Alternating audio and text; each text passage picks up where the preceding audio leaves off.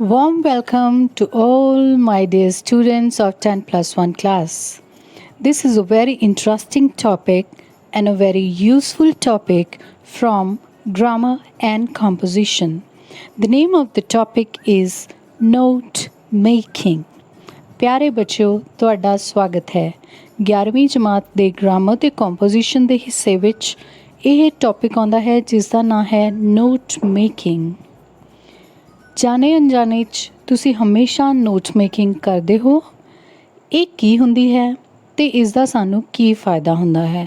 This entire session will help you a lot to understand everything about note making, including what is note making, what are the steps of note making, what is the role of abbreviations, and how to make adequate notes.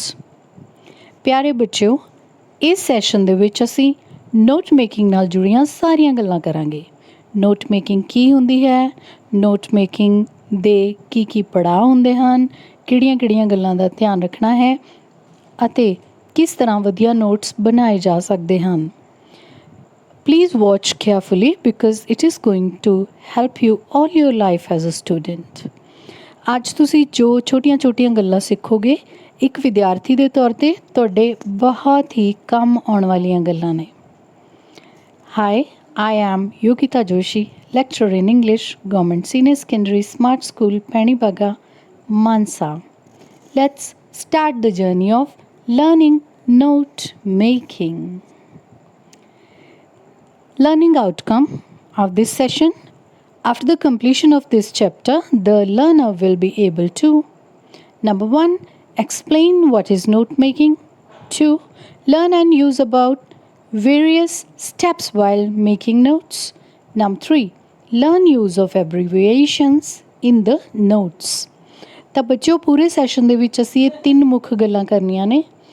Note making ਕੀ ਹੁੰਦਾ ਹੈ ਇਸ ਨੂੰ ਵਿਸਤਾਰ ਨਾਲ ਜਾਣਾਂਗੇ ਅਤੇ note making ਕਰਨ ਵੇਲੇ ਤੁਸੀਂ ਕਿਹੜੇ ਸਟੈਪਸ ਲੈਣੇ ਹਨ, ਕਿਵੇਂ ਚੱਲਣਾ ਹੈ ਉਹਦੇ ਬਾਰੇ ਦੱਸੂੰਗੀ ਔਰ ਇਸ ਦੇ ਵਿੱਚ ਇਸਤੇਮਾਲ ਹੋਣ ਵਾਲੀਆਂ ਐਬਰੀਵੀਏਸ਼ਨਸ ਇਹ ਕੀ ਹੁੰਦੀਆਂ ਹਨ ਇਸ ਦੀ ਵੀ ਡਿਟੇਲ ਕਰਾਂਗੇ।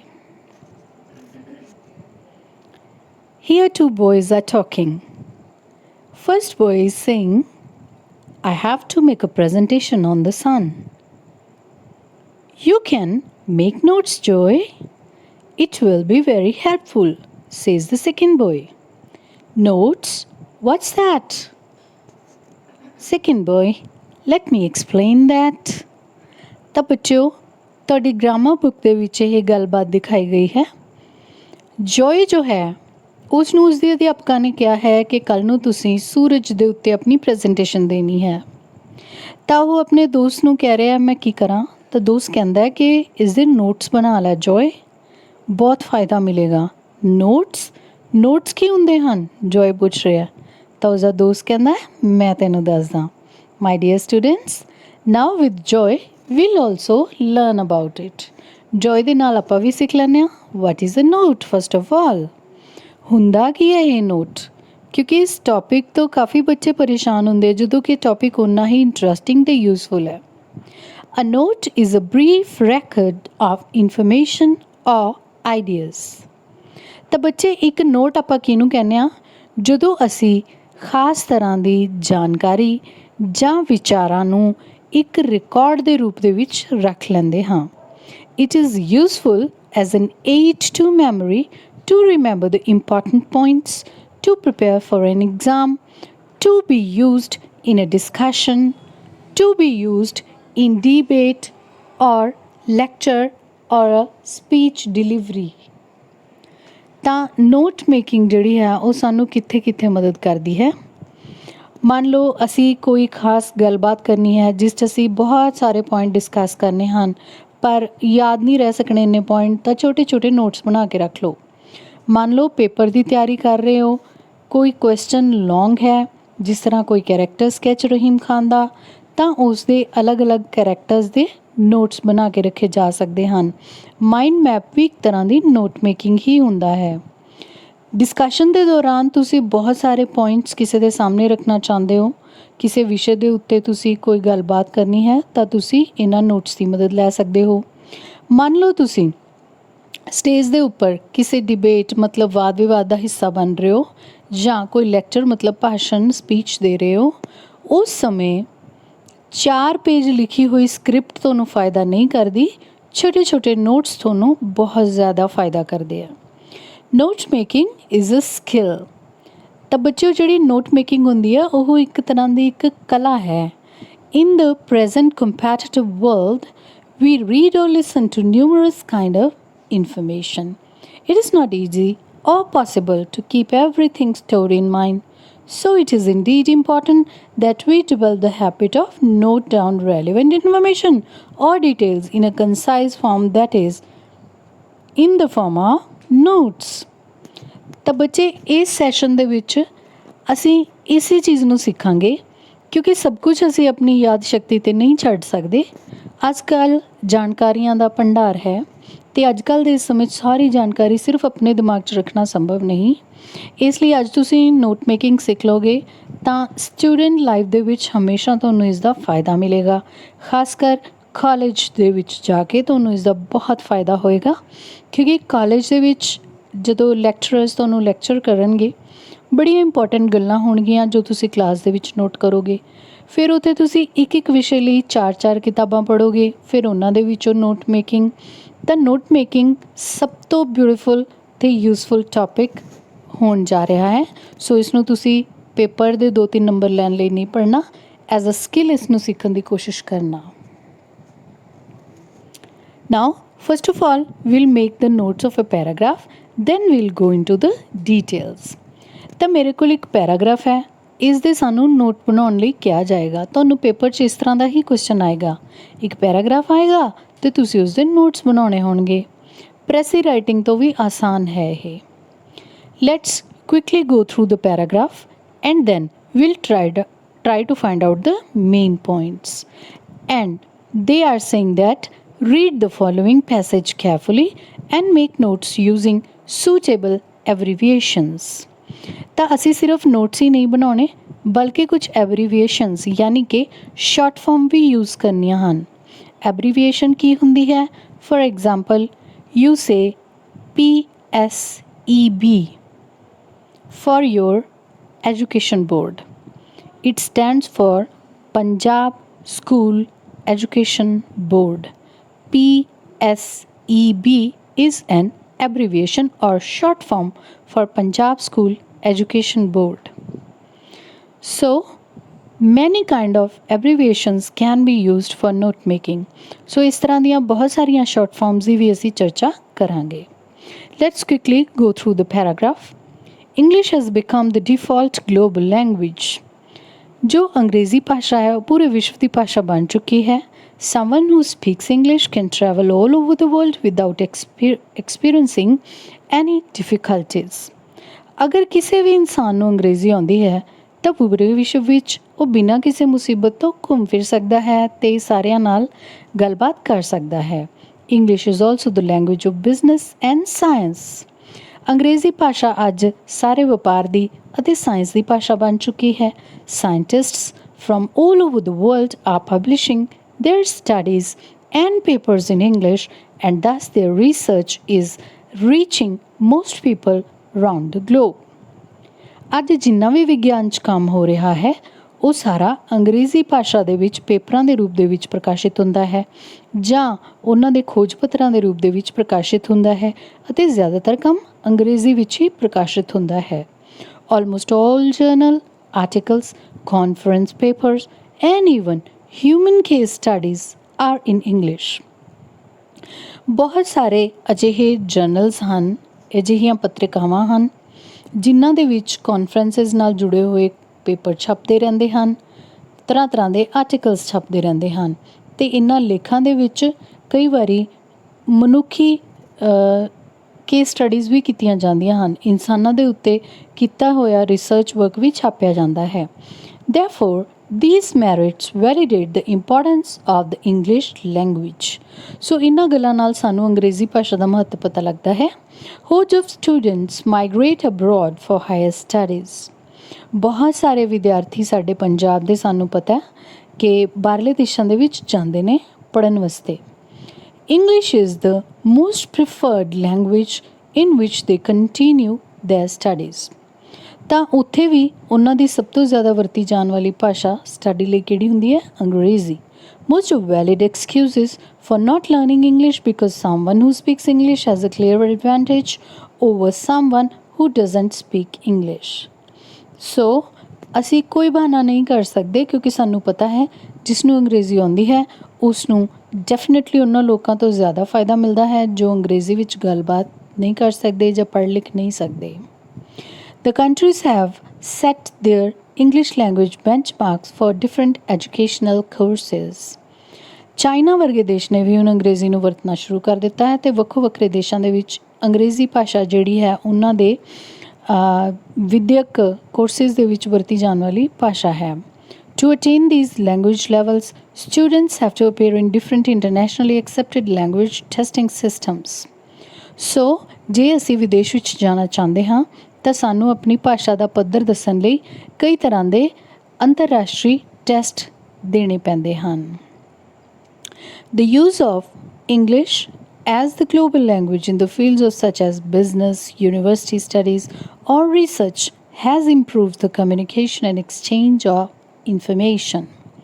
ਜਿੰਨੀ ਵੀ ਅੱਜ ਖੋਜ ਹੋ ਰਹੀ ਹੈ, ਜਿੰਨਾ ਵੀ ਅੱਜ ਵਪਾਰ ਹੋ ਰਿਹਾ ਹੈ, ਜਿੰਨੀ ਵੀ ਅੱਜ ਯੂਨੀਵਰਸਿਟੀ ਦੀ ਪੜ੍ਹਾਈ ਹੋ ਰਹੀ ਹੈ, ਅੰਗਰੇਜ਼ੀ ਭਾਸ਼ਾ ਦੇ ਵਿੱਚ ਸਭ ਤੋਂ ਜ਼ਿਆਦਾ ਜਾਣਕਾਰੀਆਂ ਦਾ ਆਦਾਨ ਪ੍ਰਦਾਨ ਕੀਤਾ ਜਾ ਰਿਹਾ ਹੈ, ਇਸ ਲਈ ਮਹੱਤਵਪੂਰਨ ਬਣ ਜਾਂਦੀ ਹੈ। Trade transactions among business entities from different lands have been empowered by the Shakespearean language, settled as the primary language in this sector. ਹੁਣ ਤਾਂ ਬਹੁਤ ਹੀ ਜ਼ਿਆਦਾ ਵਪਾਰ ਦੇ ਵਿੱਚ ਵੀ ਅੰਗਰੇਜ਼ੀ ਭਾਸ਼ਾ ਦਾ ਇਸਤੇਮਾਲ ਹੋਣ ਲੱਗ ਗਿਆ ਹੈ। ਕਈ ਵਾਰ ਤਾਂ ਇਹ ਭਾਸ਼ਾ ਬਹੁਤ ਹੀ ਗੂੜ੍ਹੀ ਜਿਵੇਂ ਕਿ ਸ਼ੇਕਸਪੀਅਰ ਦੀ ਭਾਸ਼ਾ ਦੇ ਬਰਾਬਰ ਆਪਣਾ ਮਕਾਮ ਹਾਸਿਲ ਕਰ ਜਾਂਦੀ ਹੈ। People in some countries find learning English to be extremely difficult because of the extreme difference in written expression. ਕਈ ਦੇਸ਼ਾਂ ਨੂੰ ਇਹ ਭਾਸ਼ਾ ਸਿੱਖਣੀ ਬਹੁਤ ਔਖੀ ਲੱਗਦੀ ਹੈ ਕਿਉਂਕਿ ਉਹਨਾਂ ਦੀ ਆਪਣੀ ਖੇਤਰੀ ਭਾਸ਼ਾ ਇਸ ਭਾਸ਼ਾ ਤੋਂ ਬਹੁਤ ਹੀ ਅਲੱਗ ਹੁੰਦੀ ਹੈ। For example, each symbol is a word in the Chinese language. Hence, learning English may be an arduous task for Chinese people. ਜਿਸ ਤਰ੍ਹਾਂ ਕਿ ਚੀਨੀ ਭਾਸ਼ਾ ਜਿਸ ਦੇ ਵਿੱਚ ਕਿ ਹਰ ਚਿੰਨ੍ਹ ਇੱਕ ਸ਼ਬਦ ਹੈ ਤਾਂ ਉਹਨਾਂ ਨੂੰ ਅੰਗਰੇਜ਼ੀ ਸਿੱਖਣਾ ਸਭ ਤੋਂ ਔਖਾ ਕੰਮ ਲੱਗਦਾ ਹੈ। Consequently, people from non-English speaking nations have to learn English as a second language in addition to their native language. ਇਸ ਲਈ ਸਾਰੇ ਉਹ ਦੇਸ਼ ਜੋ ਅੰਗਰੇਜ਼ੀ ਭਾਸ਼ਾ ਨਹੀਂ ਬੋਲਦੇ ਉਹਨਾਂ ਨੂੰ ਅੰਗਰੇਜ਼ੀ ਆਪਣੀ ਦੂਜੀ ਭਾਸ਼ਾ ਦੇ ਤੌਰ 'ਤੇ ਚੁਣਨੀ ਹੀ ਪੈਂਦੀ ਹੈ ਕਿਉਂਕਿ ਉਹਨਾਂ ਨੇ ਵਿਸ਼ਵ ਪੱਧਰ 'ਤੇ ਆਪਣੇ ਆਪ ਨੂੰ ਲੈ ਕੇ ਆਉਣਾ ਹੁੰਦਾ ਹੈ।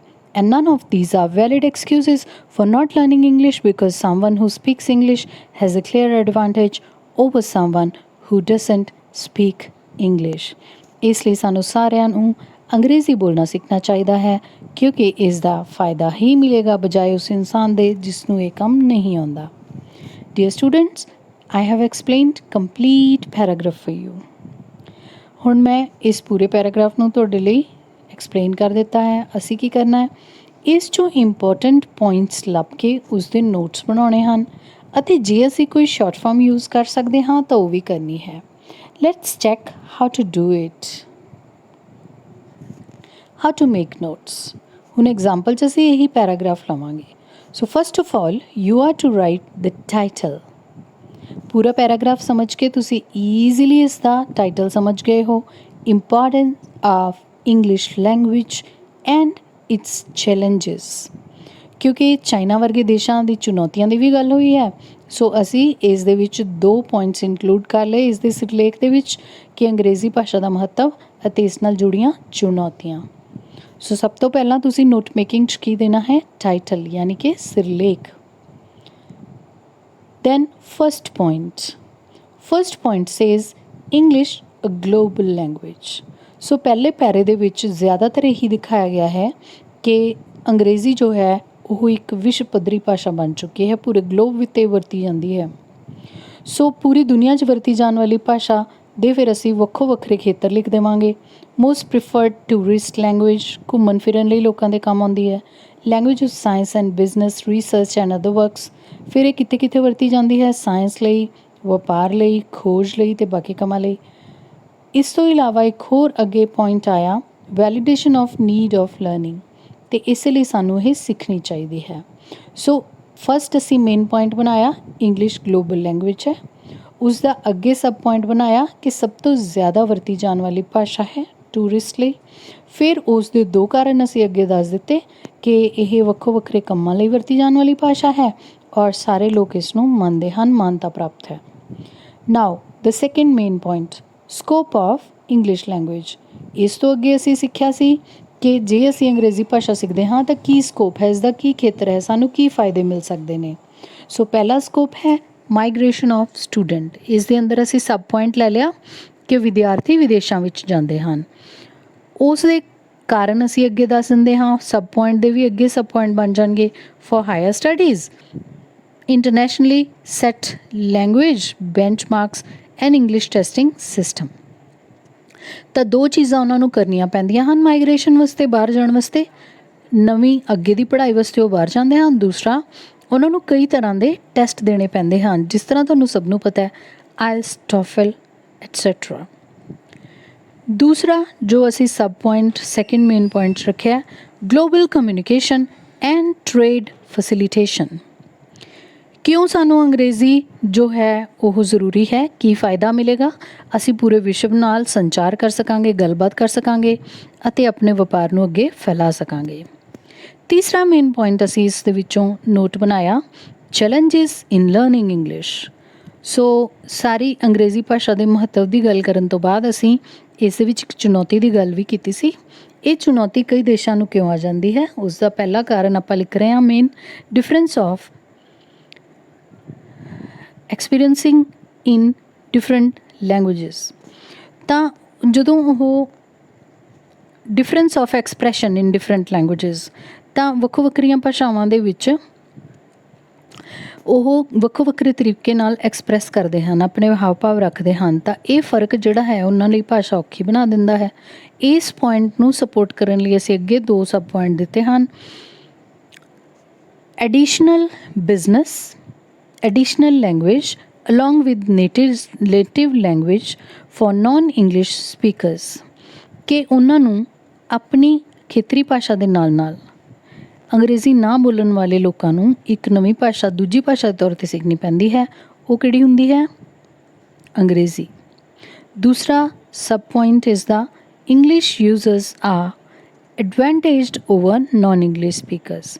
ਇਸ ਲਈ ਜਿੱਥੇ ਜਿੱਥੇ ਵੀ ਕੋਈ ਨੌਕਰੀ ਨਿਕਲੇਗੀ ਉਸ ਦੇ ਵਿੱਚ ਇੰਗਲਿਸ਼ ਬੋਲਣ ਵਾਲੇ, ਜਾਣਨ ਵਾਲਿਆਂ ਨੂੰ ਪ੍ਰੈਫਰੈਂਸ ਮਿਲੇਗੀ ਹੀ ਮਿਲੇਗੀ, ਬਜਾਏ ਉਸਦੇ ਜਿਨ੍ਹਾਂ ਨੂੰ ਇਸ ਭਾਸ਼ਾ 'ਤੇ ਮੁਹਾਰਤ ਨਹੀਂ ਹੈ। My dear students, then we'll give the list of abbreviations.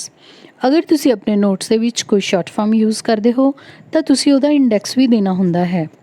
For example, here in many points we have used the short form of language as lang. ਜਦੋਂ ਵੀ ਸ਼ਾਰਟ ਫਾਰਮ ਯੂਜ਼ ਕਰੋ ਉਸ ਦੇ ਨਾਲ ਫੁੱਲ ਸਟਾਪ, ਡਾਟ ਲਾਉਣਾ ਨਾ ਭੁੱਲੋ। ਇਸ ਦਾ ਮਤਲਬ ਹੁੰਦਾ ਹੈ ਕਿ ਸ਼ਾਰਟ ਫਾਰਮ ਹੈ। ਸੋ lang is short form for language. ਭਾਸ਼ਾ ਲਈ ਅਸੀਂ ਲੈਂਗ ਸ਼ਾਰਟ ਫਾਰਮ ਯੂਜ਼ ਕਰ ਲਈ, ਇਹ ਐਬਰੀਵੇਸ਼ਨ ਯੂਜ਼ ਕਰ ਲਈ। ਸਿਸਟਮ ਲਈ cyst dot, different DIFF dot different. Science ਲਈ ਅਸੀਂ ਯੂਜ਼ ਕੀਤੀ ਹੈ SCI ਡਾਟ। ਐਡੀਸ਼ਨਲ ਲਈ ADD ਡਾਟ। ਬਿਜ਼ਨਸ ਲਈ BUSI ਡਾਟ। ਐਕਸਪ੍ਰੈਸ਼ਨਸ ਲਈ EXP dot. B marks is benchmarks. In this way, you are to make notes in your exam. Paper ਦੇ ਵਿੱਚ ਤੁਹਾਨੂੰ ਇਸੇ ਤਰ੍ਹਾਂ ਇੱਕ ਪੈਰਾ ਮਿਲਣਾ ਹੈ, ਉਸ ਪੈਰੇ ਨੂੰ ਤੁਸੀਂ ਧਿਆਨ ਨਾਲ ਪੜ੍ਹਨਾ ਹੈ। ਇੱਥੇ ਅਸੀਂ 3 ਮੇਨ ਇੰਪੋਰਟੈਂਟ ਪੁਆਇੰਟ ਪੈਰੇ 'ਚੋਂ ਕੱਢ ਲਏ। ਫਿਰ ਇਹਨਾਂ ਤਿੰਨੋਂ ਮੇਨ ਇੰਪੋਰਟੈਂਟ ਪੁਆਇੰਟਸ ਦੇ ਅਸੀਂ ਅੱਗੇ 3 ਸਬ ਪੁਆਇੰਟਸ ਬਣਾ ਦਿੱਤੇ। ਫਿਰ ਉਹਨਾਂ ਤਿੰਨਾਂ ਸਬ ਪੁਆਇੰਟਸ ਨੂੰ ਅੱਗੇ ਸਮਝਾਉਣ ਵਾਸਤੇ ਉਹਨਾਂ ਦੇ ਵੀ ਸਬ ਪੁਆਇੰਟ ਬਣਾ ਦਿੱਤੇ ਤੇ ਪੂਰੇ ਪੈਰੇ ਨੂੰ ਛੋਟੇ ਛੋਟੇ ਨੋਟਸ ਦੇ ਰੂਪ ਦੇ ਵਿੱਚ ਸਾਹਮਣੇ ਰੱਖ ਦਿੱਤਾ। ਹੁਣ ਜੇ ਕੋਈ ਪੈਰਾ ਪੜ੍ਹਨ ਤੋਂ ਬਾਅਦ ਇਸ ਨੋਟਸ ਨੂੰ ਆਪਣੇ ਸਾਹਮਣੇ ਰੱਖ ਲੇਗਾ ਤਾਂ ਉਹ ਕਿਸੇ ਵੀ ਹੋਰ ਪਰਸਨ ਨੂੰ ਇਹ ਪੈਰੇ ਬਾਰੇ ਚੰਗੀ ਤਰ੍ਹਾਂ ਸਮਝਾ ਸਕਦਾ ਹੈ। So while you are making notes, things to be remembered. ਕਿਹੜੀਆਂ ਗੱਲਾਂ ਦਾ ਤੁਸੀਂ ਧਿਆਨ ਰੱਖਣਾ ਹੈ? Note making is an activity that combines many skills. ਬੱਚਿਓ, ਜੋ ਤੁਸੀਂ ਨੋਟਸ ਬਣਾਉਣ ਲੱਗੋਗੇ ਤਾਂ ਉਸ ਦੇ ਵਿੱਚ ਤੁਹਾਨੂੰ ਕਈ ਸਾਰੀਆਂ ਕੌਸ਼ਲਾਂ ਦੀ ਜ਼ਰੂਰਤ ਪਏਗੀ। It can be mastered with practice. ਲੇਕਿਨ ਘਬਰਾਓ ਨਾ, ਥੋੜ੍ਹੀ ਜਿਹੀ ਮਿਹਨਤ ਕਰਦੇ ਹੀ, ਅਭਿਆਸ ਕਰਦੇ ਹੀ ਤੁਹਾਨੂੰ ਹੌਲੀ ਹੌਲੀ ਇਸ 'ਤੇ ਮਾਸਟਰੀ ਆ ਜਾਏਗੀ। We need to remember the following features while making notes. ਹੁਣ ਮੇਰੀਆਂ ਗੱਲਾਂ ਧਿਆਨ ਨਾਲ ਸੁਣਨਾ ਕਿ ਤੁਸੀਂ ਕਾਲਜ ਦੇ ਵਿੱਚ ਅੱਗੇ ਜਾ ਕੇ ਜਾਂ ਆਪਣੀ +2 ਕਲਾਸ ਦੇ ਵਿੱਚ ਨੋਟਸ ਕਿਵੇਂ ਬਣਾਓਗੇ। Number 1, notes should be brief. ਇਸ ਲਈ ਅਗਰ ਤੁਸੀਂ ਲੰਬੇ ਪੁਆਇੰਟ ਲਿਖ ਲਓਗੇ ਤਾਂ ਨੋਟਸ ਦਾ ਕੋਈ ਫਾਇਦਾ ਨਹੀਂ, ਉਹ ਤਾਂ ਪੈਰਾਗ੍ਰਾਫ ਹੀ ਬਣ ਜਾਣਗੇ। ਜਿਸ ਤਰ੍ਹਾਂ ਅਸੀਂ ਕੀਤਾ ਸੀ ਕਿ ਨੋਟਸ ਦੇ ਛੋਟੇ ਛੋਟੇ ਪੁਆਇੰਟ ਬਣਾ ਲਏ ਸੀ, ਜਿਸ 'ਚ ਕਿ ਕੁਝ ਸ਼ਬਦ ਜਾਂ ਕੋਈ ਸ਼ਾਰਟ ਸੈਂਟੈਂਸ ਹੋ ਸਕਦਾ ਹੈ। Number 2, notes should be written in 3rd person. Notes ਦੇ ਵਿੱਚ ਆਈ, ਵੀ ਇਸ ਤਰ੍ਹਾਂ ਦੇ ਸ਼ਬਦ ਇਸਤੇਮਾਲ ਨਾ ਕਰੋ, ਬਲਕਿ 3rd ਪਰਸਨ ਦਾ ਯੂਜ਼ ਜ਼ਿਆਦਾ ਹੋਣਾ ਚਾਹੀਦਾ ਹੈ। ਹੀ, ਸ਼ੀ, ਦੇ et cetera. Number 3, only important details should be included in notes. ਇਸ ਲਈ ਨੋਟਸ ਜਦੋਂ ਵੀ ਬਣਾਉਣ ਲੱਗੋ ਉਸ 'ਚ ਸਿਰਫ ਮਹੱਤਵਪੂਰਨ ਗੱਲਾਂ ਲਿਖੋ, ਗੈਰ ਜ਼ਰੂਰੀ ਗੱਲਾਂ ਨਾ ਲਿਖੋ। Number 4, no illustrations, long explanations or diagrams should be included in the notes. ਤੁਹਾਡੇ ਨੋਟਸ ਦੇ ਵਿੱਚ ਕੋਈ ਬਹੁਤ ਲੰਬੀਆਂ ਉਦਾਹਰਨਾਂ ਜਾਂ ਬਹੁਤ ਲੰਬੇ ਵਿਸਤਾਰ 'ਚ ਵਰਣਨ ਜਾਂ ਉਸ ਦੇ ਵਿੱਚ ਡਾਇਗਰਾਮਸ ਦੀ ਕੋਈ ਜ਼ਰੂਰਤ ਨਹੀਂ ਹੈ। ਬਸ 3-4 ਸ਼ਬਦਾਂ ਦਾ ਇੱਕ ਨੋਟ ਹੋਣਾ ਚਾਹੀਦਾ ਹੈ। Number 5, no full sentences, only phrases or words to be used. ਪੂਰੇ ਵਾਕ ਨਹੀਂ ਵਰਤੇ ਜਾਂਦੇ, ਥੋੜ੍ਹੇ ਸ਼ਬਦਾਂ ਦੇ ਵਿੱਚ ਜਾਂ ਵਾਕਾਂਸ਼ਾਂ ਦੇ ਵਿੱਚ ਹੀ ਆਪਣੀ ਗੱਲ ਕਹੀ ਜਾਂਦੀ ਹੈ। Number 6, logical sequence of information should be presented. ਤਾਂ ਜਿਹੜੇ ਵੀ ਪੈਰਾਗ੍ਰਾਫ ਦੇ ਅਸੀਂ ਨੋਟਸ ਬਣਾ ਰਹੇ ਹਾਂ ਉਸ ਦੇ ਪਹਿਲੇ ਤੋਂ ਲੈ ਕੇ ਅਖੀਰ ਤੱਕ ਇੱਕ ਲੜੀ ਦੇ ਵਿੱਚ ਹੀ ਨੋਟਸ ਬਣਾਉਣੇ ਹਨ। ਇਹ ਨਹੀਂ ਕਿ ਲਾਸਟ ਵਾਲੀ ਗੱਲ ਪਹਿਲਾਂ ਕਰ ਲਈਏ ਅਤੇ ਪਹਿਲਾਂ ਵਾਲੀ ਗੱਲ ਨੂੰ ਲਾਸਟ ਵਿੱਚ ਲੈ ਜਾਈਏ। ਠੀਕ ਹੈ ਜੀ।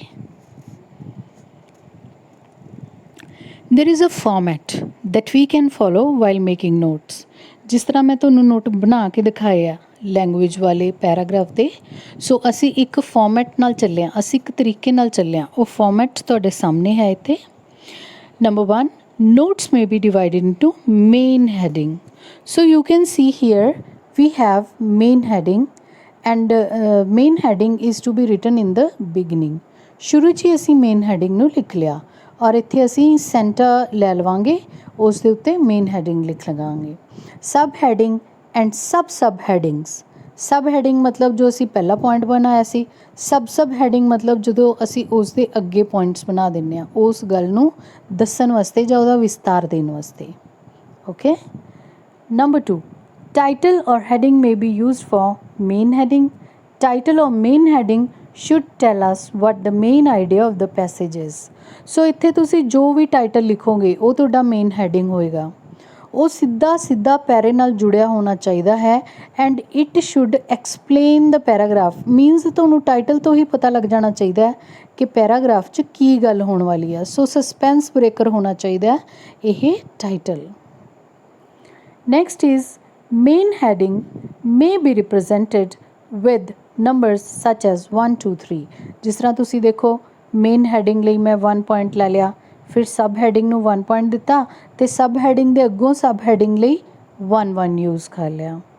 ਸੋ sub heading can be represented with alphabets like A and B like this. Second point ਦੇ ਵਿੱਚ ਅਸੀਂ A and B sub heading use ਕਰ ਲਿਆ। ਫਸਟ ਪੁਆਇੰਟ ਦੇ ਵਿੱਚ ਅਸੀਂ ਕੀ ਯੂਜ਼ ਕੀਤਾ 1 and 2। ਸੋ ਮੇਨ ਹੈਡਿੰਗ ਜੋ ਹੈ ਉਹ 1, 2 ਨਾਲ ਹੋ ਸਕਦਾ ਹੈ, ਸਬ ਹੈਡਿੰਗ A, B ਜਾਂ 1, 2 ਸ਼ਾਰਟ ਫਾਰਮ ਦੇ ਵਿੱਚ ਹੋ ਸਕਦੇ ਹਨ। I hope you have noted down this point. Let's move further. To make the notes brief and condensed, the following points may be kept in mind. Use of abbreviations and commonly used symbols. ਸੋ ਹੁਣ ਮੈਂ ਤੁਹਾਡੇ ਨਾਲ ਕੁਝ ਐਬਰੀਵੇਸ਼ਨਸ ਸਾਂਝੀਆਂ ਕਰਨ ਜਾ ਰਹੀ ਹਾਂ ਜੋ ਕਿ ਆਮ ਤੌਰ ਤੇ ਤੁਹਾਨੂੰ ਕਿਤਾਬਾਂ ਜਾਂ ਆਰਟੀਕਲਸ ਦੇ ਵਿੱਚ ਮਿਲਦੀਆਂ ਹਨ, ਤਾਂ ਤੁਸੀਂ ਇਹਨਾਂ ਨੂੰ ਸਮਝ ਲਓ ਕਿ ਕਿਹੜੀ ਐਬਰੀਵੇਸ਼ਨ ਕਿਸ ਲਈ ਹੁੰਦੀ ਹੈ। ਅਗਰ ਤੁਹਾਨੂੰ ਕਿਸੇ ਜਗ੍ਹਾ ਤੇ ਲਿਖਿਆ ਮਿਲ ਰਿਹਾ ਹੈ MAJ dot, it means it stands for major. ਜਿਸ ਤਰ੍ਹਾਂ ਆਰਮੀ ਦੇ ਮੇਜਰ ਦੀ ਗੱਲ ਹੋ ਰਹੀ ਹੈ, so major. Then PROF dot, professor. MR, mister. ਇਹ ਸਾਰੀਆਂ ਸ਼ਾਰਟ ਫਾਰਮਸ ਹਨ ਜੋ ਤੁਸੀਂ ਖੁਦ ਵੀ ਇਸਤੇਮਾਲ ਕਰਦੇ ਹੋ। Then STD, standard. ਮੰਨ ਲਓ ਤੁਹਾਨੂੰ ਪੁੱਛਿਆ ਜਾਏ in which standard do you study, ਕਈ ਵਾਰੀ STD ਨਾਲ ਲਿਖਿਆ ਜਾਂਦਾ ਹੈ, ਕਿਹੜੀ ਜਮਾਤ ਵਿੱਚ ਪੜ੍ਹਦੇ ਹੋ। ਦੈਨ SUPDT ਡਾਟ, ਸੁਪਰਿੰਟੈਂਡੈਂਟ ਦੀ ਸ਼ਾਰਟ ਫਾਰਮ ਹੈ। USA ਬਹੁਤ ਫੇਮਸ ਹੈ, ਤੁਸੀਂ ਸਭ ਨੇ ਸੁਣਿਆ। It is a short form for United States of America. ਔਰ ਮੈਨੂੰ ਲੱਗਦਾ ਹੈ ਕਿ ਤੁਹਾਡੇ ਚੋਂ ਬਹੁਤ ਸਾਰੇ ਬੱਚਿਆਂ ਨੂੰ ਇਸ ਦੇ ਬਾਰੇ ਪਤਾ ਹੋਏਗਾ। Next is also popular, GOVT dot, government. Then ASST dot, assistant, ਸਹਾਇਕ ਲਈ ਵਰਤਿਆ ਜਾਂਦਾ ਹੈ।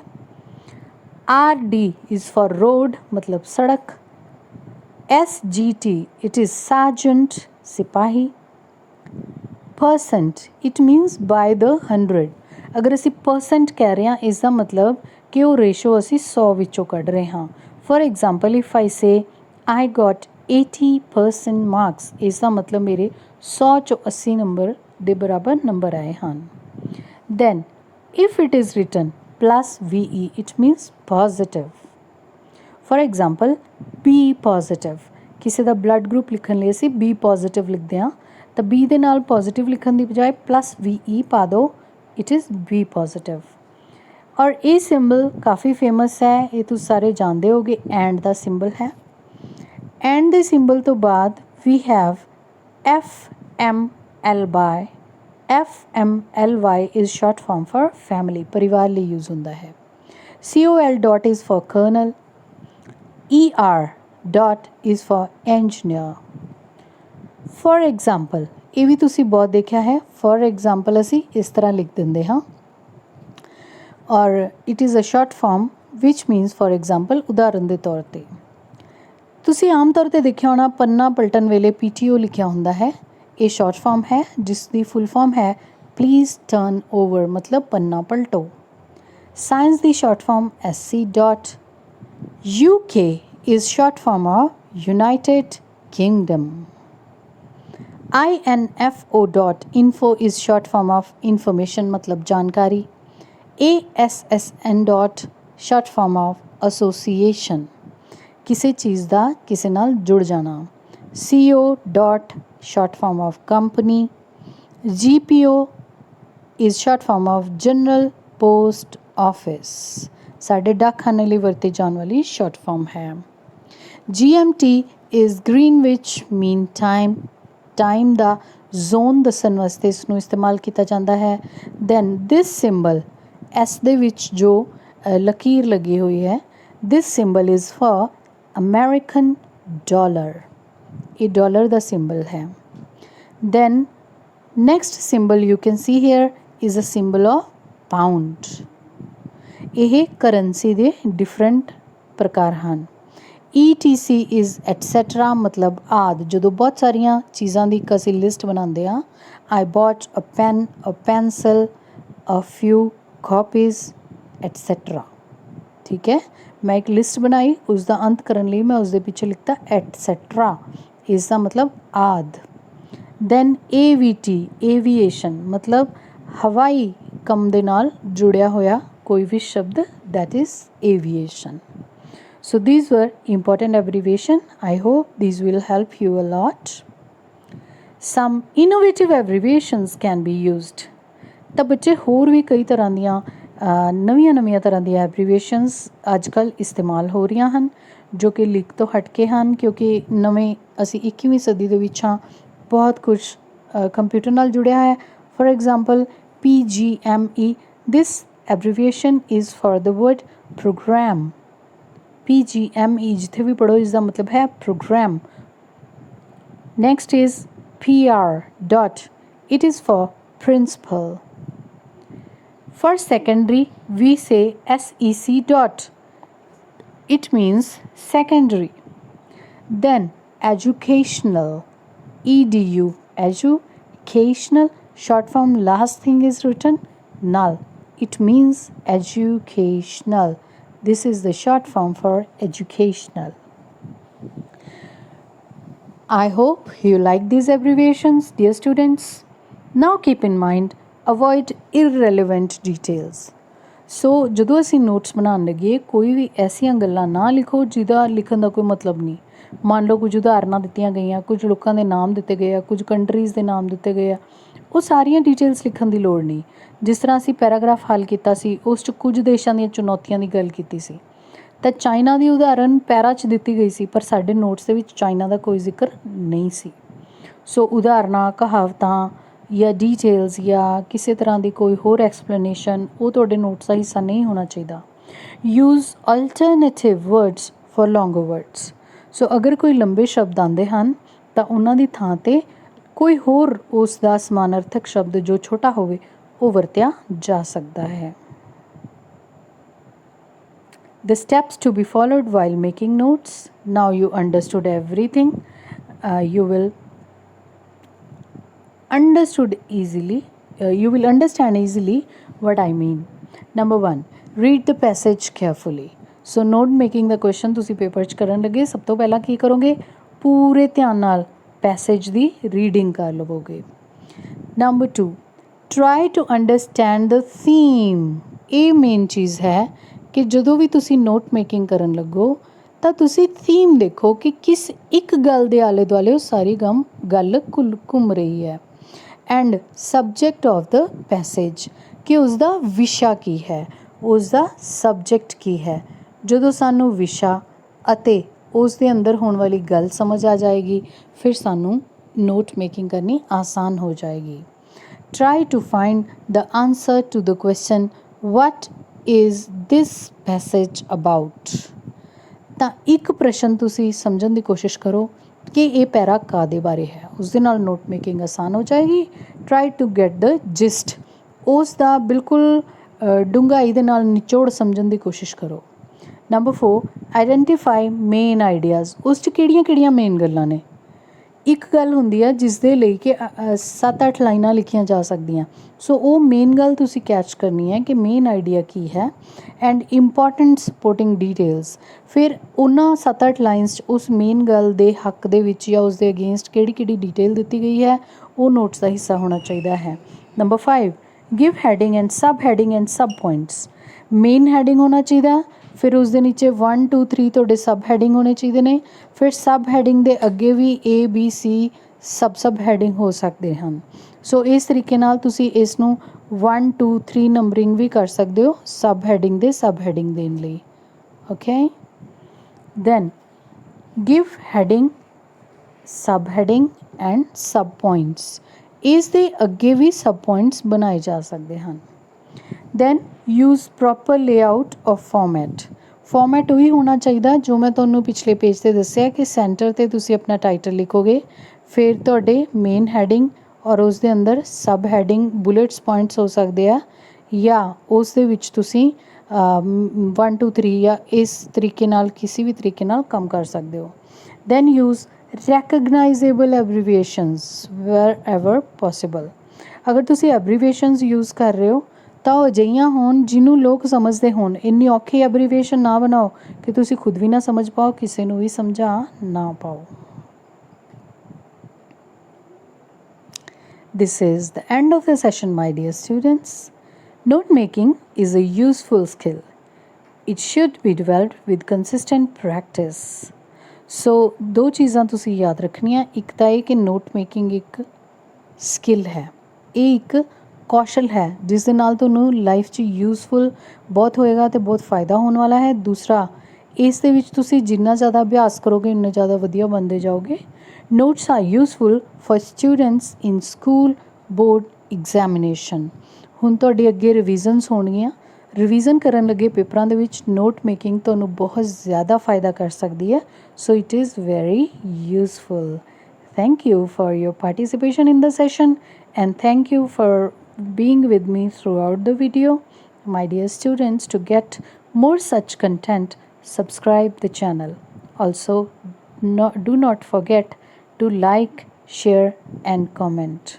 Thank you for your constant support. Have a very nice time.